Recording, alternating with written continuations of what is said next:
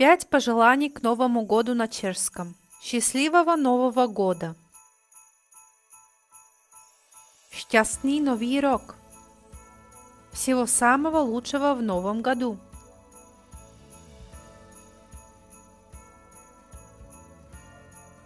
Všechno nejlepší do Nového roku! Много здоровья, счастья и гармонии в 2026 году!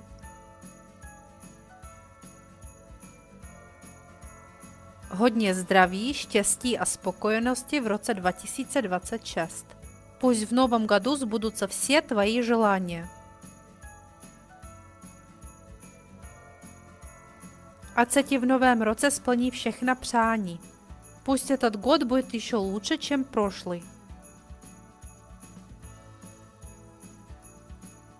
Ať je tenhle rok ještě lepší než ten minulý. У меня для вас прекрасная новость. Для того, чтобы начать говорить на чешском с носителем языка, вам не нужно дожидаться Нового года. 6 и 7 декабря я проведу 2 бесплатные онлайн-встречи, где мы с вами приятно проведем время и будем общаться полностью на чешском языке. Это ни к чему вас не обязывает, поэтому я вас жду. Я с вами с удовольствием общаюсь и с нетерпением жду встречи. Напишите слово «встреча» в комментариях, чтобы получить приглашение.